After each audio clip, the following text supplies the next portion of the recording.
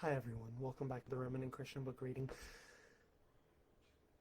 Welcome to another day of reading the book. The last chapters of the Elijah Project, Book 1. I'm kind of hyped up, I'm not gonna lie, as you can tell. Uh, I'm excited to finish reading it and get into the next book, into more interesting things. Okay, that's enough being foolish. Let's start. Chapter 9. Race for Your Lives. Zach spotted Cody standing next to the RV in the garage. "Hey!" he shouted. "Elijah's running around somewhere in the hospital. We need you guys to help us find him." Cody raised his eyebrows, blinked twice, and nodded his head to the right. "We can, come right now." "Why not?" Zach asked as he approached. "And where's Willard?"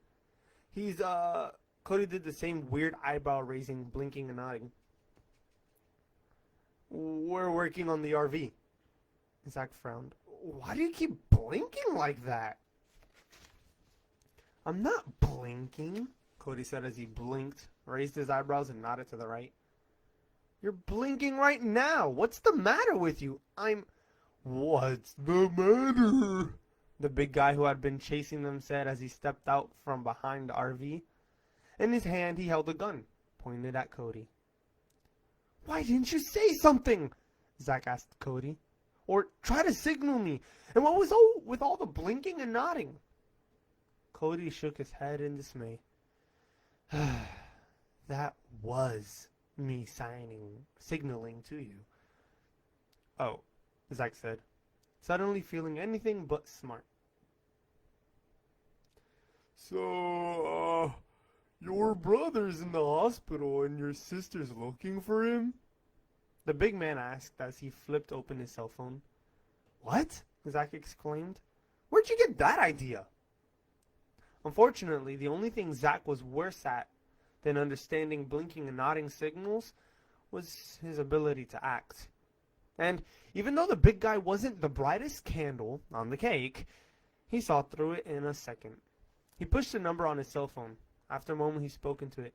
"Yeah, it's me, Bruno," he said. "The older brother came back. His sister's looking for the kid in the..." "What? You got him already?" "Great!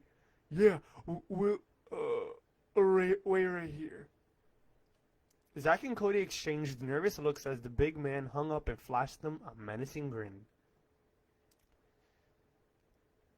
Piper had gone downstairs to the lobby to meet the others when she froze. There, coming off the elevator, was the woman with the bright red hair. Next to her was a skinny assistant, and between them, holding their hands, was "Elijah!" she gasped. She ducked around the corner and watched from across the lobby. Desperately, she looked for a policeman or any security. There was none. Only she had another surprise. There, coming from the opposite direction, was the old man they had helped, who had been having a heart attack. Only now he looked perfectly healthy. He spotted her and gave her a nod, but not a "Hi there, good to see you" nod.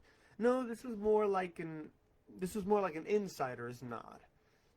The type that said, "You and I know something the others don't." Piper stared at him, not understanding, as he continued walking straight toward Elijah and the two grown-ups. When he was 10 feet from them, he suddenly broke out coughing. Huge, violent coughs, like he was choking. He grabbed his throat as if he couldn't breathe. The woman and the man tried to sidestep him, but he suddenly reeled as if he was going to fall. And he did, right into the woman with the red hair. She let out a yelp and lost her grip on Elijah as she and the old man tumbled to the ground.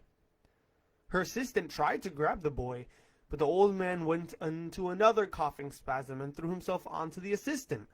Suddenly, Piper understood. She darted around the corner and raced at them. "Run, Elijah!" she shouted. "Run!" Her brother looked up and grinned as Piper arrived and grabbed his hand. But as they turned for the door, she spotted something. The woman's cell phone had spilled out of her purse and onto the floor. In one quick move, Piper scooped it up and they raced for the exit. Back on the 4th floor, the little girl's parents stepped out of the conference room. They looked worn, tired, and very scared. Besides them was the doctor. "I'll have the nurses preparing for her surgery right away," he said. "We'll begin in 1 hour." The couple nodded sadly, and the husband did his best to support his wife. Then, a young nurse from ICU rounded the corner. "Nurse," the doctor said, "I want you to start preparing Leanne Howard for surgery. We're going to—" "But doctor," she interrupted, "that's why I was coming to see you. Leanne's awake and she's out of the coma." "What?" the doctor exclaimed. "She seems to be fine. I know it's hard to believe, but there's absolutely nothing wrong with her." The doctor traded looks with the parents. Then, without a word, all 4 broke into a run toward the ICU. Ooh, that seems pretty interesting. Let's continue. Piper raced down the street toward the parking garage. She glanced over her shoulder, but neither the redhead nor her assistant had left the hospital yet. That old guy must really be keeping them busy. Piper noticed the woman's cell had begun to vibrate. She looked at it in her hand and hesitated. Should she answer it? It vibrated again. Approaching an alley, they ducked into it and she came to a stop. The phone vibrated again. She stared at it. Then, with a deep breath, she opened the lid in it and listened. The other voice on the line paused and, the voice on the other end paused a moment, then asked, "Monica?" Piper fumbled with her shirt sleeve and brought it up to the phone. In a deep voice, she answered, "Yes?" I'm just checking in," he said. "You about here?" Using her deepest voice, she answered, "Yeah, we're on our way." "That's, real good, 'cause I got them other 3 all tied up nice and neat in the RV."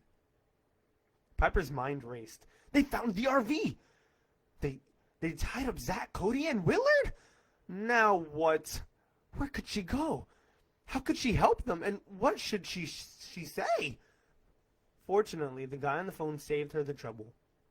"You, want me to come pick you up?" Piper's heart skipped. "Yes!" she cried. Then remembering to lower her voice, she repeated, "Yes. Leave the others and pick us up in the van at the front of the hospital." "Good. Then maybe we can buy you some cough drops." Piper frowned.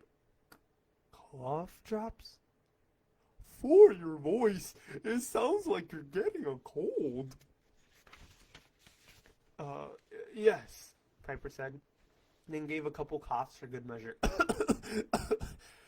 "Cough drops would be nice." "Okay, Roger, 10-4 over and,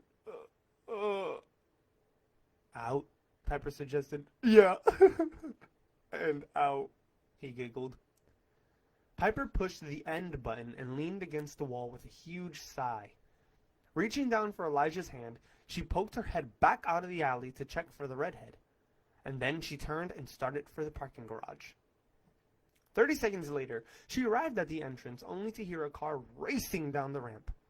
She pulled Elijah just out of sight as the green van sped out and screeched a hard left toward the hospital. As soon as the coast was clear, she raced into the garage and down the ramp where they'd parked the RV. She came closer. As she came closer, she thought she heard muffled sounds from inside. Once she arrived, she opened the door and, sure enough, they were Zach, Cody, and Willard, all tied together with duct tape over their mouths. "We've got to get out of here fast," she said as she and Elijah clambered inside. Zach said. "Hang on," Piper said as she kneeled down and tore off his duct tape. "Ow!" Zach cried. "That hurt." Grabbing a knife from the kitchen drawer, Piper quickly cut through the ropes. She then turned to remove Cody's tape, much more carefully. "Thanks." Cody flashed her that heart-melting grin. Piper nodded. Zach was already up and heading over to start the RV. "You guys hold on," he said. "Going up this ramp might be bumpy." He fired up the RV, hit the gas, and they lurched forward. "Zach!" Piper cried as she nearly fell. But that was only the beginning. They hit the first speed bump, and the RV's roof slammed hard onto the ceiling, knocking the rest of the skylight off. "Zach!" everyone shouted. He slowed, but paid no attention into the concrete beam hanging down in front of them, until there was the sickening as the RV wedged itself underneath the beam and completely stopped. "Zach!" He gunned it, but the RV wouldn't budge. He threw it into reverse and revved the engine. Still nothing. Finally, Monica and Silas broke free of the coughing old man and raced outside the hospital, just in time to see Bruno pulling up in the van. "What is he doing?" Monica cried. "Maybe he caught the kid," Silas said. Monica threw him a look. Somehow, she suspected that wasn't the case. Back in the RV, Piper shouted, "What are we going to do? They'll be here any minute!" "Let's all get out and push," Cody suggested. It was a good idea as any. Everyone but Zach piled out of the RV and lined up behind the rear bumper. "Ready?" Cody shouted. 1, 2, 3, push! They pushed and Zach revved the engine. Nothing happened. "Harder!" Zach called out of the driver window. Again he revved, and again they pushed. But nothing seemed to work. They were stuck for good. "Maybe we should run for it on foot," Piper shouted. 5 youngsters running on foot, Willard said. "I'm afraid that will draw far too much attention." "I'm open to other suggestions," Piper snapped. Unfortunately, everyone seemed to have one, all at the same time. As the noise and shouting continued, Piper looked for Elijah. She spotted him kneeling at the front wheel. "Eli," she called, "what are you doing?" The group came to a stop and looked. "He's letting air out of the tire," Cody said. "Eli, stop that," she said. No, Willard said. "That's a good thing. A little air out of each tire may lower the vehicle enough to allow the appropriate clearance." Kids exchanged surprised looks, and then each raced for a different tire. That's pretty smart of Elijah. Let's continue. "I didn't tell you to pick us up in front of the hospital," Monica shouted. On the phone, you said to hurry," Bruno argued. You said you had the kid and... "You idiot! I don't even have my cell phone. How could..." Monica stopped in mid-sentence, suddenly realizing who did have her phone. "Hurry!" she screamed. She threw open the van door and crawled inside. "Get back to the parking garage!" Bruno frowned. "Does this mean we won't get you the cough drops?" "Hurry!" "That should do it," Zach called from the driver window. "Now everyone, get back inside!" The group climbed back into the RV, and Cody had barely shut the door before Zach pressed his foot on the gas. There was another crunching sound, but this time it was different. More scraping and less screeching. The RV finally began to move, and everyone cheered. Zach picked up speed and headed for the exit. Congratulations were given and high fives shared, until the green van bounced into view. It squealed to a stop directly in front of the exit. "What do we do?" Piper shouted. We're blocked! Zach gave no answer, but punched the gas harder. Zach! They picked up speed, heading directly for the van. Piper screamed, Zach, what are you? They plowed into the side of the van with a loud crash, pushing it 4 or 5 feet to the side. Zach shifted the RV into reverse and rolled back several yards and shifted into first. And again he hit the gas. Zach! And again they hit the van. This time smashing its front side and spinning it around until it slammed into the wall. Water began spewing out of its radiator. The people inside seemed okay, but their van was definitely not going anywhere. Everyone cheered as Zach squeezed the RV past the van, gave a wave to the red-haired woman, and bounced onto the street. He gunned it and they took off, throwing Piper backward. She would have hit the floor had Cody not been there to catch her. That was a good chapter. That was pretty cool. I guess we're done. No, we're not done. We're doing chapter 10 and finishing the book off.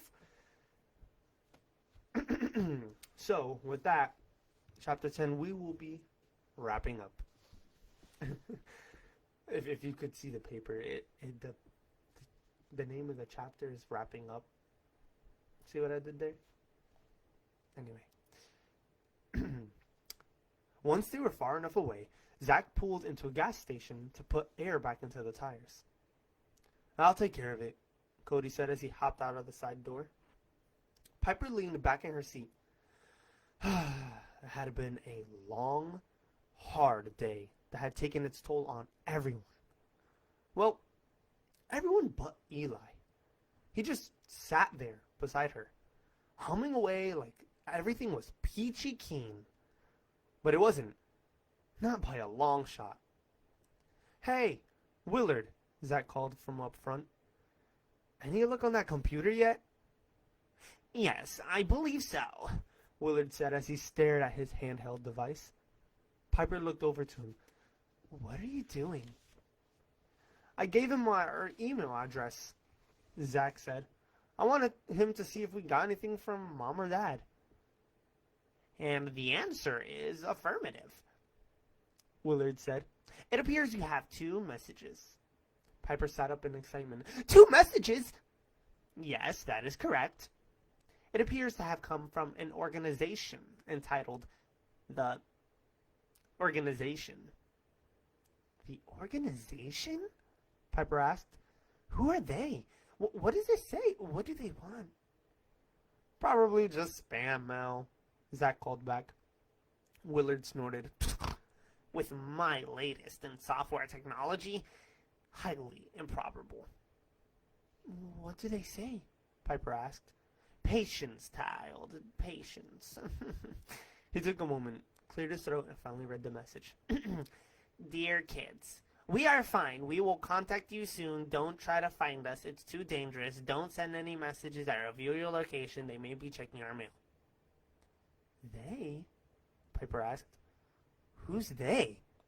Trying to ignore the interruption, Willard again cleared his throat and continued. We will find you. We will contact you when we can. Please take care of each other. Keep Elijah close. We love you. Mom, Dad. Romans 8:28. Willard looked up. What is a Romans 8 verse 28?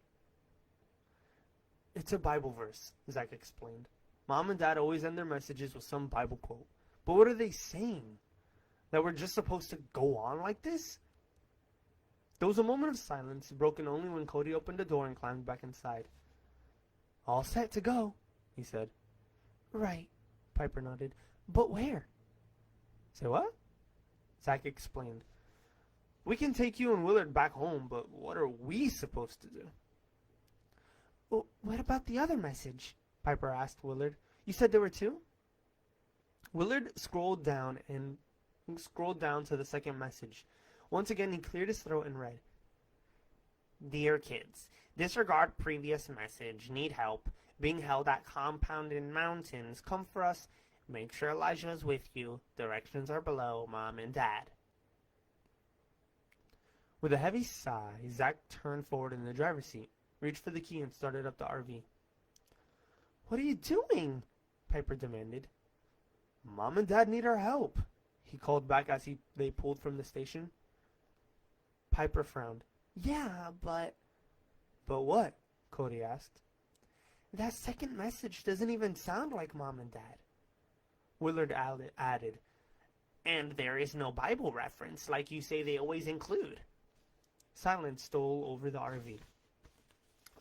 Finally, Zach called back. It doesn't matter who sent that second message. The point is Mom and Dad are in trouble. Piper agreed. And we're the only ones who can help them. So, what are you going to do? Cody asked. The only thing we can do, Piper answered. Look for them. Way up in the mountains? Willard asked. Zach nodded. If that's what it takes. There's a high probability you may be walking into a trap, Willard warned. I know, Zach said. But at least we'll know it's a trap. And, like Piper says, what else can we do? We'll just have to be careful. Yeah, Piper nodded in thoughtful agreement. Very careful. Monica watched as the tow truck hooked up their van and prepared to take it to a garage for repairs. Her left eye was twitching. Her right foot was tapping, and she kept swallowing. Translation, she was on the garage's phone with the Shadow Man. You shall come to the compound immediately, Shadow Man hissed. Follow the route you think they will take. They are coming here, searching for their parents. If you miss them on the road, we shall grab them here. Yes, sir, Monica replied. There's just one thing. Yes. There's this man. Twice, when we came close to nabbing those brats, he appeared from nowhere and blocked us. There was no answer, only a loud, raspy gasp. Sir? Still no answer. Sir, are you there? When the voice returned, it was a harsh whisper. And so it has come to this. Excuse me? The enemy! He is sending reinforcements. Monaco gulped. Enemy, sir? Silence! He shouted. Then more calmly he continued. You will search for them as you make your way here. And this time, you will make no more mistakes. Yes, sir. No mistakes. We have no room for failure. Soon the boy will be ours to control or kill as we see fit. Monaco gulped harder. Soon. Very, very soon.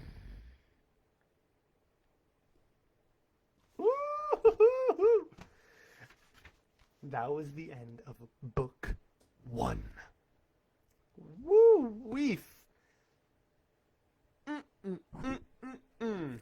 That was crazy. Now, if by any chance you guys liked that, please give it a like, because that really did hurt my throat. Doing the Shadow Man's voice actually hurts my throat. So, and I'm not gonna lie to you. I'm not gonna lie to you at all. Some spit came out, but that's okay, because I'm doing it for you. I'm doing it for you guys. So I hope you guys really enjoyed it. I can't wait to go into the next part of the book, or the second book, I guess you could say. Part 2 is going to be really good. I promise. Part 2, from my recollection, let me say it like Willard, from my recollection, it's going to be amazing. I promise. I hope you guys really enjoyed it. If you did, please give a thumbs up. If you really, really, really enjoyed it to the maximum, please consider subscribing. And, yeah. Thank you so much for sticking with me for these 20-something minutes. Thank you. God bless you all, and I can't wait to go into the second part. Be there. Be ready. God bless you all. And remember that Jesus loves you. Bye-bye.